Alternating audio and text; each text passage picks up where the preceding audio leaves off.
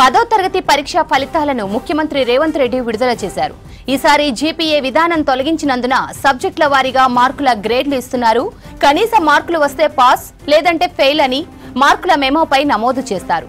10వ తరగతి పరీక్ష ఫలితాల్లో 92.78% విద్యార్థులు ఉత్తీర్ణత సాధించారు. గురుకులాల్లో 96% ఉత్తీర్ణత సాధించారు. గత ఏడాదితో పోలిస్తే 1.47% ఉత్తీర్ణత నమోదైంది. మార్చి 21 నుంచి ఏప్రిల్ 4 వరకు తెలంగాణలో 10వ తరగతి పరీక్షలు జరిగాయి. దాదాపు 5 లక్షల మందికి పైగా విద్యార్థులు ఈ పరీక్షకు హాజరయ్యారు. 10వ తరగతి పరీక్ష ఫలితాలను ముఖ్యమంత్రి రేవంత్ రెడ్డి విడుదల చేశారు. ఈసారి జీపీఏ విధానం తొలగించినందున సబ్జెక్టుల వారీగా మార్కుల గ్రేడ్లు ఇస్తున్నారు.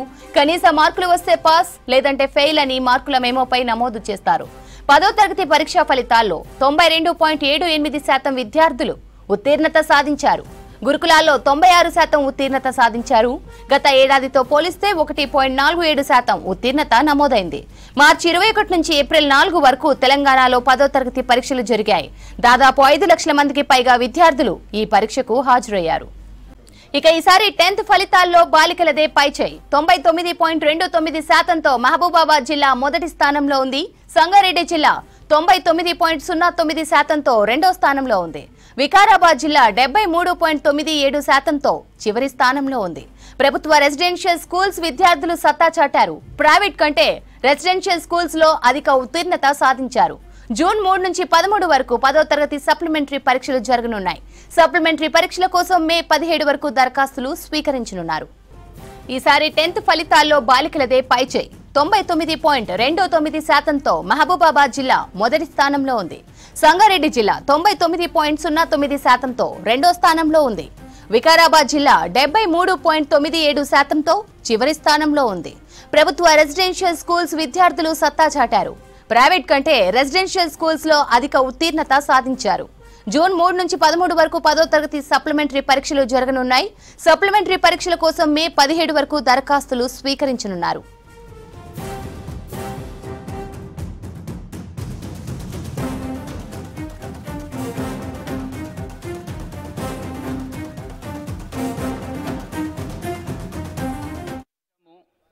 ఓవరాల్గా 92.78% విద్యార్థులు ఉత్తీర్ణత సాధించారు.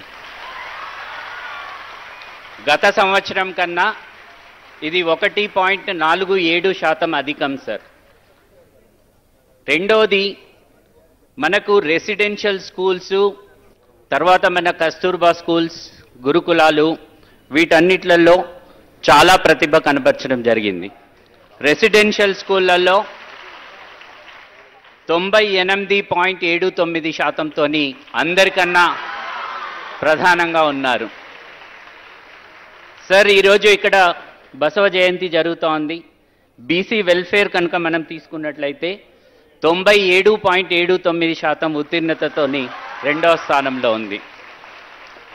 సోషల్ వెల్ఫేర్ రెసిడెన్షియల్ తీసుకుంటే 97.1% ఉంది.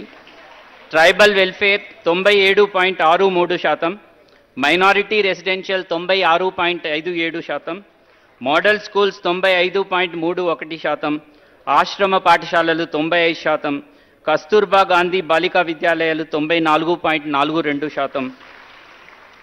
ఇక ప్రైవేట్ వస్తే సార్, జనరల్గా చాలామంది ప్రైవేట్ మనకన్నా బాగుంది అనుకుంటారు, కానీ రెసిడెన్షియలే నంబర్ 1గా ఉంది సార్. ప్రైవేట్లో తీసుకుంటే కేవలం 94.21% ఉంది సార్. కాబట్టి గవర్నమెంట్ వ్యవస్థలో రెసిడెన్షియల్ స్కూల్స్ చాలా బాగా పనిచేస్తున్నాయి అనేది దీని ద్వారా తెలుస్తూ ఉంది సార్. అదేవిధంగా తీసుకుంటే సార్, జస్ట్ మనకి ఎవరైతే స్పెషల్ నీడ్స్ ఉంటాయో, అంటే డిఫరెంట్లీ ఏబుల్డ్ అవసరం ఉన్నటువంటి వాళ్ళు సార్, వాళ్ళకి ప్రత్యేకమైనటువంటి వసతులు కల్పించి మనము వాళ్ళకి అవుతుంది. వారి యొక్క ఉత్తీర్ణత శాతం కూడా గత సంవత్సరం కన్నా 4% అధికంగా, అంటే గత సంవత్సరం 88% ఉంటే ఈసారి 92.84%తో ఉత్తీర్ణత సాధించడం జరిగింది సార్. సార్, ఈ మొత్తం ఎగ్జామ్స్ కండక్ట్ చేసినప్పుడు మనకి సహకరించినటువంటి పోలీసులు, జిల్లా యంత్రాంగం, జిల్లా కలెక్టర్లు, టీచర్స్, అదేవిధంగా ఇన్విజిలేటర్స్ అందరూ కూడా మనకు బాగా సహకరించారు సార్. 2560 సెంటర్స్లో ఈ ఎగ్జామ్ జరిగింది. 1800 సెంటర్స్లో ఇవాల్యుయేషన్ జరిగింది. ఏ రకమైనటువంటి లోపం లేకుండా చేయడం జరిగింది సార్. అందరికీ కూడా మరొకసారి ధన్యవాదాలు తెలియజేస్తూ ప్రత్యేకంగా ముఖ్యమంత్రి గారికి ఉప ముఖ్యమంత్రి గారికి ధన్యవాదాలు తెలియజేస్తా ఉన్నాం సార్.